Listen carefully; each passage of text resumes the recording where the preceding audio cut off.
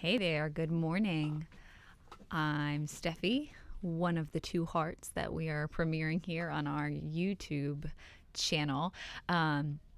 And Tim is going to be on his way in just a second. We have been doing a lot of live streams in the past few months, but we've been doing all of them on Facebook, and two, they have been for the Dover Air Force Base chapel communities. But today's live stream, we're doing from YouTube, not Facebook, and we are doing it just for ourselves because we are no longer are committed to those morning live streams for the chapel. So we are happy to be able to join you, or have you join us, as it were, because we're here all the time, trying to share with you a little from our heart and a little bit of our music, because we haven't been able to do that before. So this is really cool as a new sort of opportunity for us. As we were braining out how we could use this time, we were hoping to not keep it too long. So as you are tuning in, consider, we're hoping for like 15 or 20 minutes. I talk a lot, so sometimes that might not work out as well as we're hoping. But that was the plan, is to offer a little bit of our hearts to you and also a little of our music with you in a less formal setting. Hi there. Welcome back, Tim. Thanks. Glad to be here. So offering to you our music in that way. This is going to be a funny angle when we switch it. In that way. I didn't say what way. Offering our music to you, a little perspective on it. So lately, since quarantine started, our lives have been tossed around. Everybody. And we know that that's true for a lot of people, but we've been producing a lot of music for the chapel where we hold contracts, and that's been a new adventure. It's kind of doing church music in a way that we haven't before, and with the way that especially Tim has got a standard set for not just the music itself, but how it comes together, how it looks, how it's presented. For all eternity, because once you hit publish, there's no going back. That's been a lot of work. It's been really a stressful time. And unfortunately, I do fall into the category of people who, when they are stressed, instead of starving themselves, they eat themselves. I don't eat myself. But I do eat. I stress eat instead of stress fast. So sure. It's too bad about the stressfulness of the situation. Yeah. It's not off topic. I'm trying to be relatable here. Okay. It's all good. In case you haven't noticed, this is totally unscripted. That makes Tim really uncomfortable. Might give me a little bit of anxiety. I do like scripts. They give me, some comfort. But yeah, exactly. That sense of grab your tea, grab your coffee. Yeah, please. Enjoy. If you don't have a beverage with you, go ahead. Visitors in your living rooms. Grab a beverage. Or workstations or wherever you are. Basement, attic. Hopefully you're not watching this from your attic. It's summer. That's a bad idea. Indeed. Or your garage. I had a voice lesson I taught last night, and it was in a garage. Well, you weren't in the garage. I was not. No, but your student My student was in the garage, and as we were working through the lesson, she's like, I have to keep breathing so much. Maybe it's because it's really hot out here. Maybe it is. Yeah. Maybe it's not. Maybe we need to work on that. Yeah. So you breathe differently when it's humid. Yeah, Absolutely. yes, very humid. And what I explained to her was that there is benefit to breathing in good, clean steam, thick air, right. That's like direct hydration to your vocal folds. That can be a really healthy thing. But that like the musty pollen gasoline like humid air of a garage is maybe not equitable to a hot steam shower or an intentional humidifier in your space. So I've also been teaching my lessons online, and that's brought, again, just new perspective. It's a new world. And that's been really interesting. So if you want, we can quit the banter and dive into a little bit of... Yeah, what are we here to do anyway? Oh, yeah. We are... Two Hearts, One Song, right? Yeah, one song. So if you haven't guessed, the Two Hearts are us, at least to start. Maybe I think I started. Maybe there'll be deeper meaning to that later. We'll see. But Two Hearts. So we also want to take a chance to share a song with you. And today we're gonna actually focus on one of our songs. Actually, the first one that we wrote together. And because it really came from the heart. I know it sounds cliche, but it did. It came from both of our hearts, and we feel like out of all the things we've written, this was the one that was probably the most equitable in terms of our contributions to it. So we still haven't matched that. At least in my do you feel that way too? That even though we've written a lot of songs since then, they tend to lean more in the direction of, well, this one was more Tim's and this one was more Steffi's, and most of them are more Steffi's, where I just kind of come in and polish, but the core of it's hers. And this one, I feel like I have a lot more, a lot more musically, especially contribution to. So than I did in terms of the history or the background that goes into why we even decided to write a song, we definitely had wanted to be writing songs. When we met in college, music definitely brought us together. Into practice rooms to kind of exploring, and thankfully our talents were complementary. So there was no fight for who got to sing lead, and definitely no fight for who got to play the piano. And thankfully we had some similar interests musically that brought us together. So we would kind of camp out in practice rooms sometimes when we were hanging out in the music building, and we would just sing through stuff that we both knew. And then it definitely wasn't until we were engaged, right? That's when we wrote this? It was right around then, yeah. We were I think we had just gotten engaged when we wrote it. Yeah. Sounds about right. Yeah. But we had been trying to gig at that point. Like, we had been covering a lot of jazz standards and just kind of like old school popular songs and stuff. Even some modern pop too. And we said, well, this is kind of the next step, to have our own music. That's the thing that really brings us to the forefront, and not just what it is that we're doing with our music. And so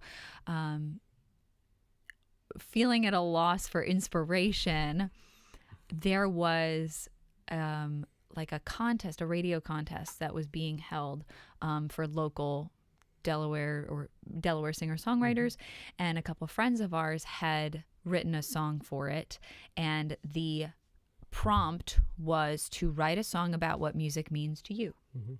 And I said, well, if that's a good starting point, I've heard one, so let's do that, even though the contest is already over, and I don't know if they're going to hold it again, but let's use that, because we can we can treat it as let's pretend like we are writing a song for a contest about what music means to us. That's a good idea.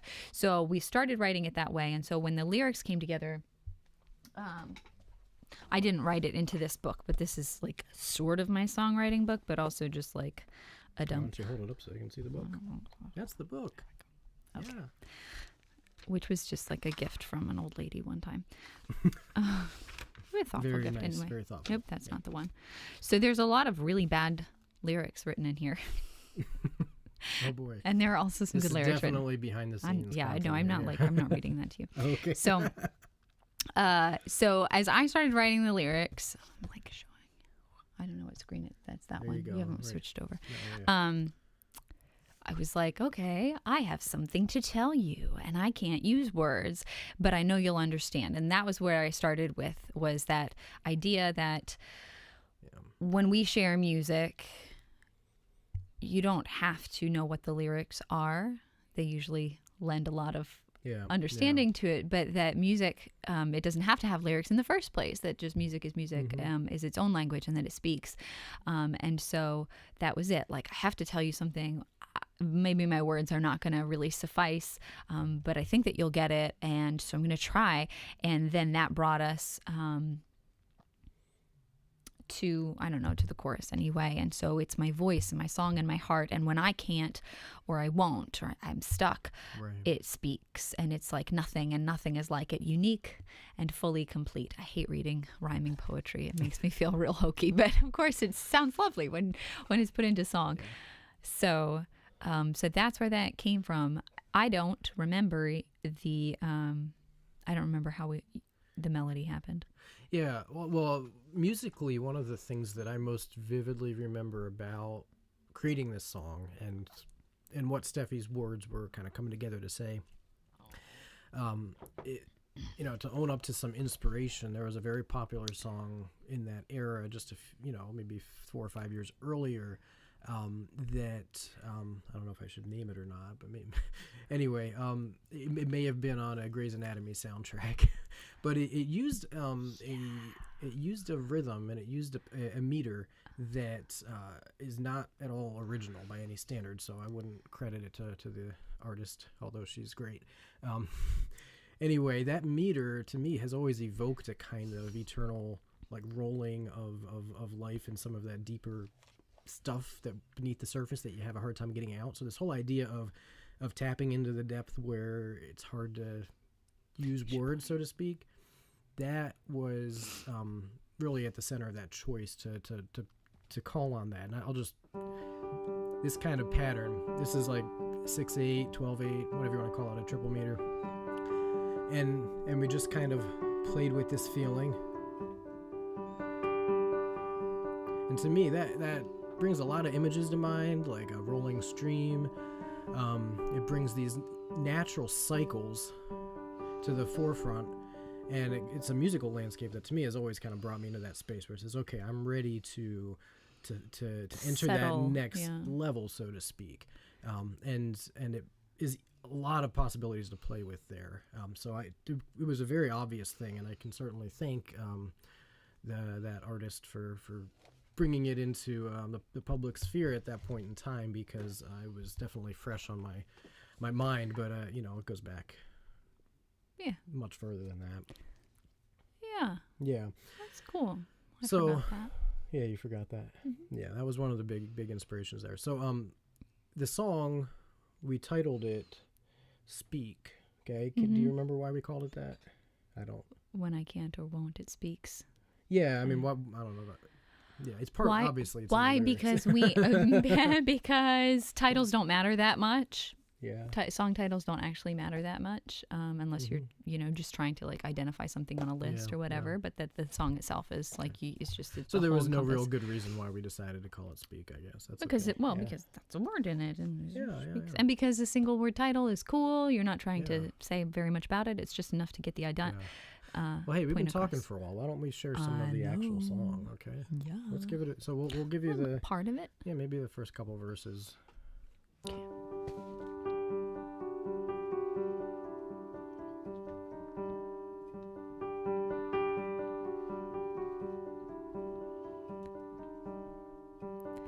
I have something to tell you.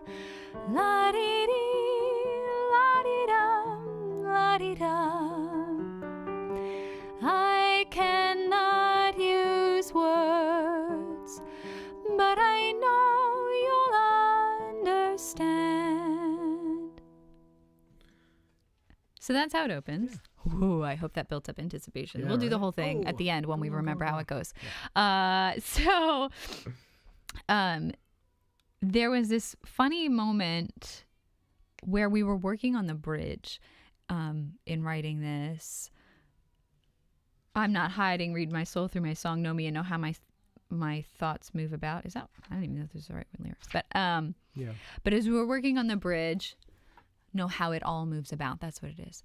Anyway, so I wrote the lyrics wrong for documentation purposes whenever I wrote it down. And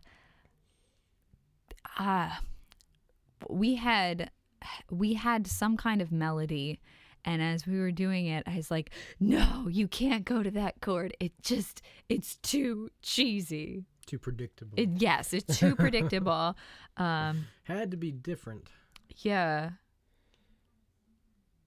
I mean, that's what I remember anyway, was that it just sounded too predictable. Yeah. And that tends to be my driving force when I write anything. This being a collaborative effort, I wasn't in charge, but I definitely was like, no, I will not sing that note on that word at that moment. She was in charge. Don't let her kid you. But whenever I write music, and our hope is to share some more of that with you, if, people like this.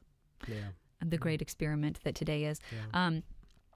That as I'm going through it and playing my own chords and I don't even know what I'm playing and I'm making them up and then I'm trying to notate them in a way that makes sense to me so that I can do it again and show it to him and make it look and sound better.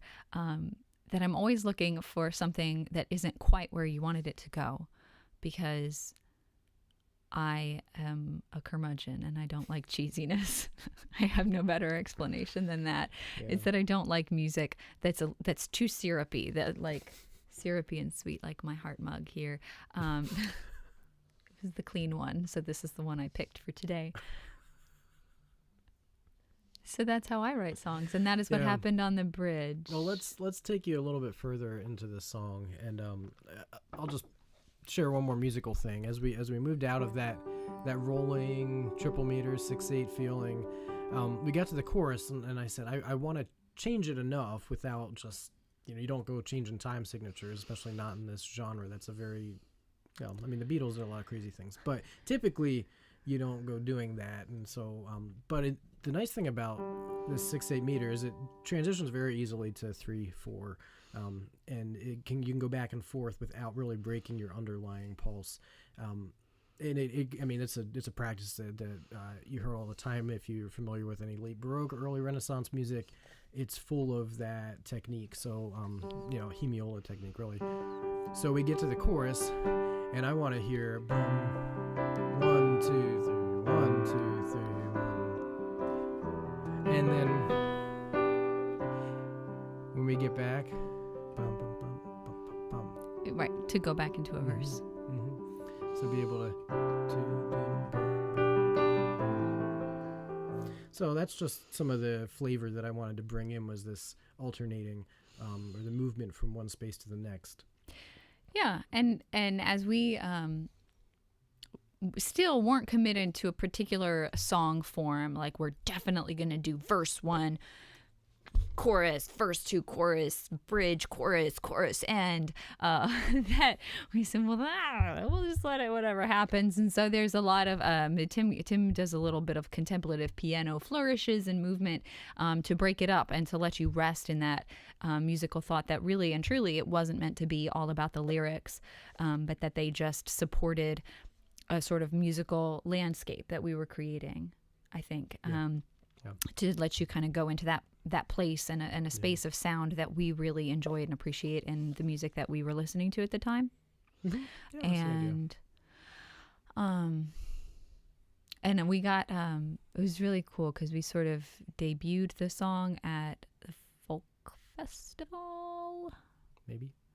If we didn't debut it, it was still one of the first times that we performed it. That the Delaware Friends of Folk has a yearly folk festival in I think like September, Hartley, October. Mm-hmm. Yes, and in the Hartley area. And anyway, and so we were participating in their folk hero contest for the first time. And so it was important to us for that reason too, to have some original music to offer. And so this song was really important for us to share at that time. Yeah. And out of that came a different performance and a really nice man who was like, oh, you guys should definitely try to get that produced. And we're like, yeah, big dreams. Yeah. First song, not ready. So that was, how long ago? 8 years ago? I think so. About 8 years ago. Still hasn't happened. By No, but I think that we have enough songs for an album. They don't fit together at all, except that we wrote them. Right. But besides that, not to knock our other songs, but this is probably still in my opinion, like for a single, probably a leading contender still. Sure, for a single. Yeah. Again, that's just my opinion. We think it's catchy. Yeah. Stuck in my head all the time. Yeah.